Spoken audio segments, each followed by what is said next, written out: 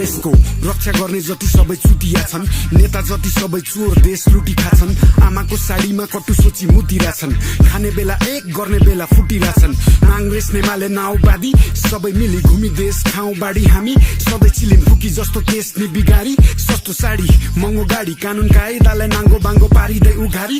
नारीमा कुमारी जोगाउने बलात्कारी, खाडीमा चिनारी लुटाउने सधैँ हामी, बाडीमा बिरामी फुकाउने त्यही पानी। देशको कर्मचारी शक्तिशाली सरकारी, 30,000 को तलब 30 वटा घर बारी, 20 बजारको सडक 20 वटा खाल्टो पारी। खल्ती भारी बैंक मारी 7 तहको अधिकारी, कसले तिर्ने 7 समुद्र पारी देशको 7 उधारी।